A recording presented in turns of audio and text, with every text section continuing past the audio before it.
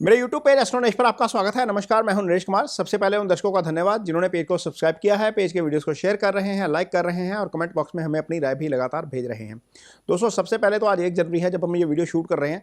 आप सबको नववर्ष की हार्दिक शुभकामनाएं। आपका परिवार स्वस्थ रहे, खुशी रहे और जितने भी निवेशक जुड़े हुए हैं मेरे पेज के साथ, उनका मुनाफा 2026 में 2 गुना 4 गुना मीन्स अनलिमिटेड हो जाए।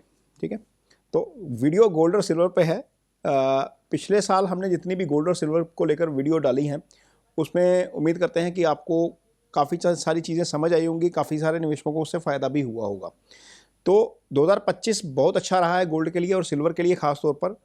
गोल्ड में 1979 के बाद, जो 1979 में तेज़ी आई थी, उसके बाद 46 ईयर बाद ऐसा जो है वो मूव आया है और गोल्ड 2025 में लगभग 65% रिटर्न जो है वो दे चुका है। मीन उसने 65% के आसपास का रिटर्न दिया है। इतनी ज़बरदस्त तेज़ी 46 साल बाद मेटल्स में बहुत ज़बरदस्त तेज़ी नज़र आ रही है। उसका कारण समझिए क्या है। एक तो सबसे पहले तो यह है कि फेड रिज़र्व लगातार रेट कट्स कर रहा था। 2025 में रेट कट हुए, उसका असर पड़ा। दूसरा, जो सेंट्रल बैंक है ना, सेंट्रल बैंक्स की बाइंग बड़ी ज़बरदस्त चल रही है। सेंट्रल बैंक्स जो दुनिया के, जैसे हमारा आरबीआई, वैसे दुनिया के जो बैंक्स होते हैं, उनको लग रहा है कि डॉलर के ऊपर भरोसा जो है वो कम हो रहा है। उसके कारण क्या हो रहा है, सेंट्रल बैंक्स बाइंग ज़्यादा कर रहे हैं। तो सेंट्रल बैंक्स की बाइंग लगभग 23% के आसपास पहुंच चुकी है। मीन जो उनके पास रिजर्व होते हैं ना, बॉन्ड्स के रूप में रिजर्व होता है या डॉलर के रूप में रिजर्व होता है, उसको, उसके अलावा गोल्ड के रूप में जो रिजर्व होता है वो लगातार बढ़ रहा है। उसके कारण जो है वो तेज़ी बढ़ रही है। तीसरी रीज़न ये रहा 2025 में कि जियोपॉलिटिकल टेंशन लगातार बनी हुई है। हमने देखा कि बार बार डोनाल्ड ट्रंप ने जब चार्ज दिया जनवरी में, पिछले साल 20 जनवरी के आसपास, तो वो लगातार कोशिश में लगे हुए थे कि रशिया और यूक्रेन वाला कन्फ्लिक्ट जो है वो ख़त्म हो जाए। गाज़ा वाला कन्फ्लिक्ट अभी भी चल रहा है। इजराइल में हालांकि कुछ हद तक कामयाबी मिली उनको, इजराइल और गाज़ा वाले मामले में। ईरान के ऊपर एक अटैक हो गया 2025 में। उससे क्या हुआ, जियो और चाइना वाला मामला अभी भी चल रहा है, जो ताइवान वाला है। अभी जब हम ये वीडियो शूट कर रहे हैं तो शी जिनपिंग का एक स्टेटमेंट था कि ये सूनर और लेटर हम वो ताइवान को लेकर रहेंगे और वो उसका ही हिस्सा है, वो उसका मदरलैंड का हिस्सा है। तो अल्टीमेटली जियोपॉलिटिकल टेंशन बढ़ रही है। जियोपॉलिटिकल टेंशन के कारण एक सोने की डिमांड है। फेड रिजर्व, जियोपॉलिटिकल टेंशन और आपका सेंट्रल बैंक की बाइंग। इसके अलावा चौथी बाइंग ये होगी पब्लिक पार्टिसिपेशन की। हमने देखा कि इसी साल जब आंकड़े आए वर्ल्ड गोल्ड काउंसिल के, तो उसमें ये बात समझ में आई कि एक क्वार्टर तो ऐसा हो गया जिसमें 220 टन गोल्ड खरीदा आपके सेंट्रल बैंक ने, 221 या 222 टन के आसपास खरीद लिया ईटीएफ ने। ईटीएफ के जरिए हम लोग, आपके जैसे लोग, मेरे जैसे लोग जो ईटीएफ के जरिए निवेश करते हैं, वो निवेश होता है। तो अल्टीमेटली ये 4 मेन ड्राइवर थे जिसके कारण गोल्ड जो है उसमें तेजी आई। तो सिल्वर की यदि हम बात करते हैं तो सिल्वर में बहुत ज़बरदस्त तेज़ी देखने को मिली। गोल्ड से 2 गुना तेज़ी सिल्वर में देखने को मिली। 142% के आसपास की तेज़ी थी और सिल्वर ने जो है वो $70 के ऊपर की क्लोजिंग दी है और ये बड़ी शानदार क्लोजिंग है। जब मैंने पहला वीडियो डाला था सिल्वर के ऊपर मई के आसपास, तो उस समय सिल्वर $33 के आसपास था। तो वहाँ से ही जो तेज़ी है, हालांकि हमने हाई भी एक टच किया। यदि हम कॉमेक्स की बात करते हैं और इसकी बात करते हैं, स्पॉट मार्केट की बात करते हैं, तो $84 का एक हाई टच करने के बाद $70 के ऊपर की क्लोजिंग है और ये $70 जो है वो बहुत इंपॉर्टेंट लेवल है सिल्वर के लिए। तो क्या जो है इसमें एस्ट्रोलॉजिकल रीज़न क्या थे, ये तो 4 चीज़ें मैंने बता दी आपको। उसके रीज़न थे गोल्ड बढ़ने के, सिल्वर बढ़ने के। इसके एस्ट्रोलॉजिकल रीज़न भी अपने थे। जब पिछले साल संवत शुरू हुआ था, तो उस समय जो राजा निकले थे साल के, जब हम विक्रमी संवत की बात करते हैं और चैत्र मास की प्रतिपदा तिथि की पहली तिथि की बात करते हैं, तो उस समय रविवार था और वो हमारे साल का राजा होता है। और जिस दिन सूर्य मेष राशि में गए थे पिछले साल अप्रैल में, 13 अप्रैल के आसपास ये होता है, और उस दिन भी रविवार था। तो यानी कि साल के मंत्री भी सूर्य निकल गए। तो सूर्य क्या है, गोल्ड के कारक हैं।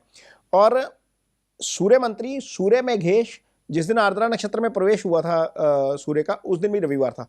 तो मेघेश भी सूर्य, जो मेजर पोर्टफोलियो थे कैबिनेट के, जो कैबिनेट बनती है स्टार्स की, उसके मेजर पोर्टफोलियो सूर्य के पास थे। तो सूर्य के पास होने के कारण, सूर्य चूंकि गोल्ड के कारक हैं, तो हमने देखा कि ज़बरदस्त तेज़ी देखने को मिली। हालांकि ये तेज़ी 2022 से चल रही थी, लेकिन ज़्यादा तेज़ी इस साल आई क्योंकि सूर्य साल के राजा थे। और अभी भी जब हम ये वीडियो शूट कर रहे हैं, 19 मार्च तक अभी भी संवत जो चलेगा उसके राजा सूर्य ही हैं। तो अल्टीमेटली गोल्ड में हमें आगे भी तेज़ी देखने को मिलेगी।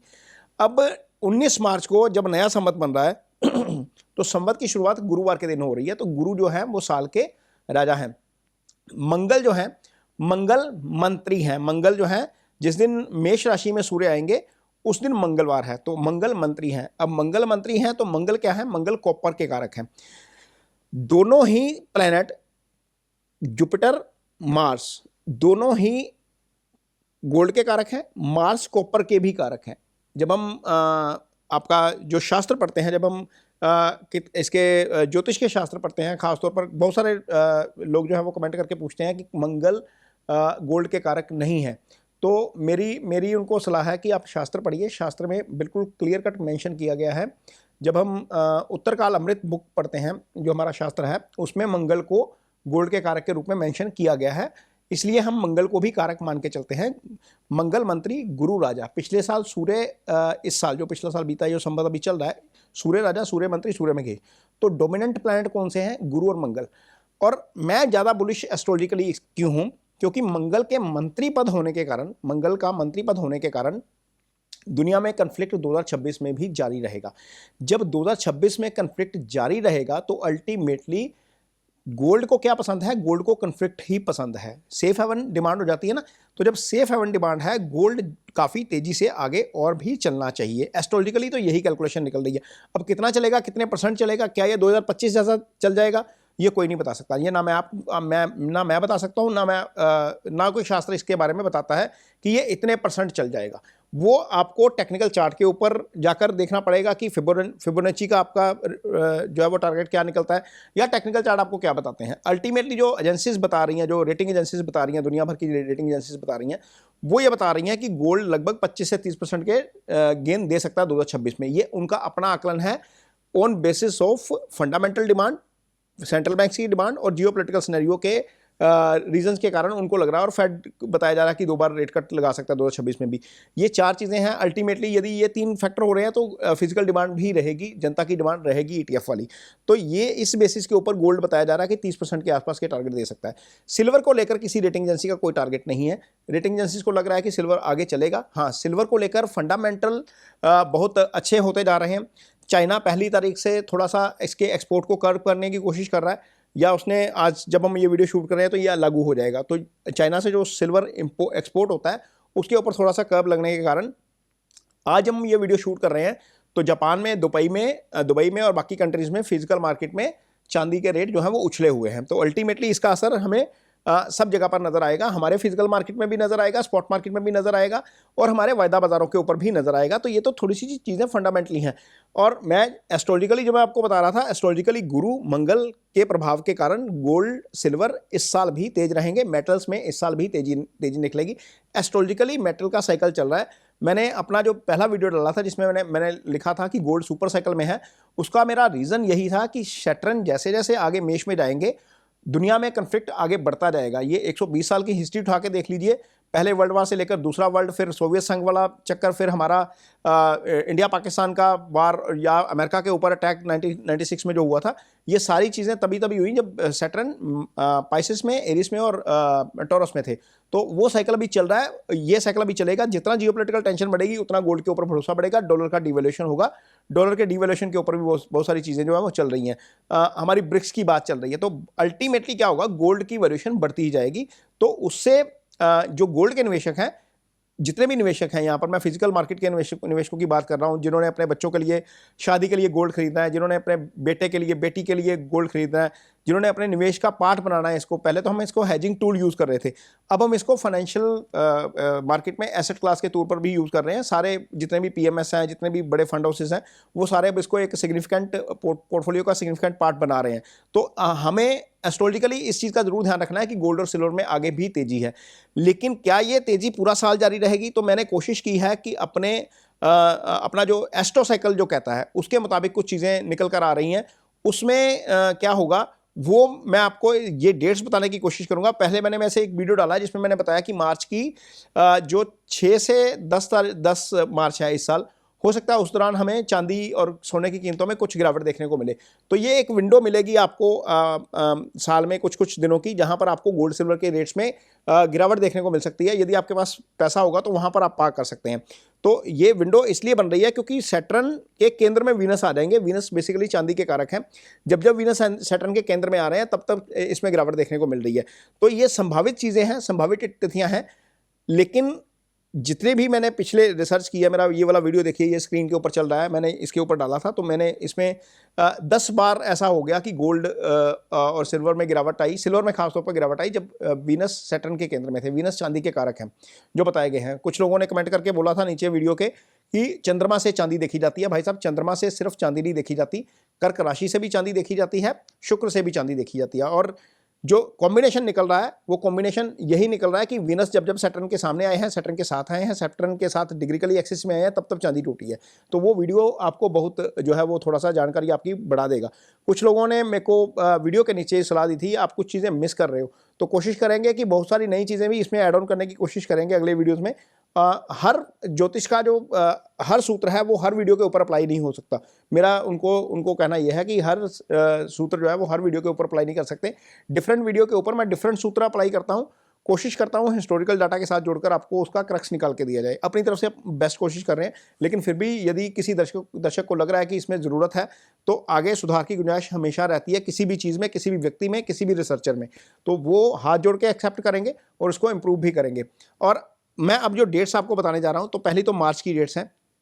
मार्च में मुझे लग रहा है कि थोड़ा सा गड़बड़ हो सकता है। जब वीनस आएंगे 2 मार्च से लेकर 25 मार्च तक रहेंगे शनि के साथ, मीन राशि में रहेंगे, तब चीज़ें गड़बड़ हैं। इस बीच भी जब डिग्रिकली एक साथ आ जाएंगे 8 मार्च के आसपास, तो 6 से 10 मार्च का समय ध्यान रखने वाला होगा। हो सकता है कि उस समय कुछ ना कुछ गड़बड़ हमें देखने को मिले।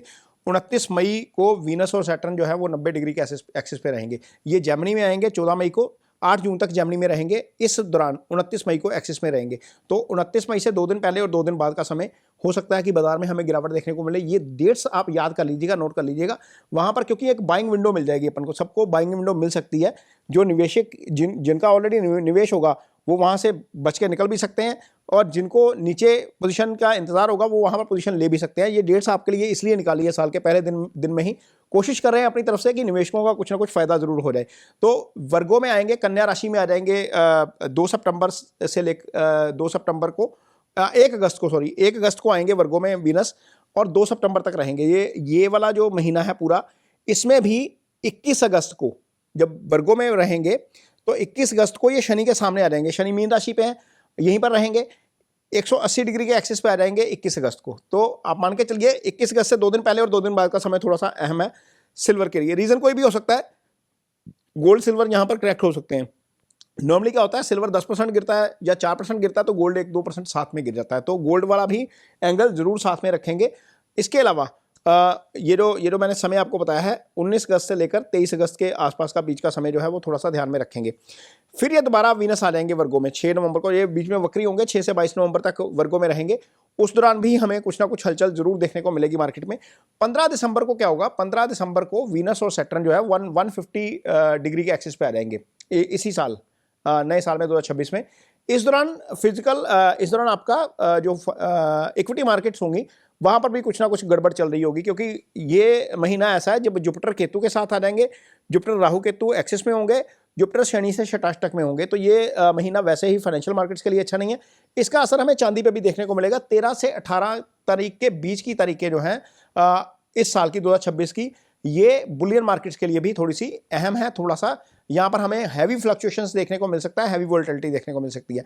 तो ये कुछ डेट्स हैं, अपनी तरफ से निकालने की कोशिश की है जितने भी गोल्ड और सिल्वर के निवेशक हैं। ये वीडियो आपको कैसा लगा इस पर कमेंट बॉक्स में अपनी राय जरूर दीजिए। यदि वीडियो अच्छा लगे तो उसे शेयर जरूर करिए, पेज को सब्सक्राइब जरूर करिए। इसके साथ ही मुझे दीजिए इजाजत। नमस्कार सबको, एक बार फिर नए साल की बहुत बहुत शुभकामनाएं।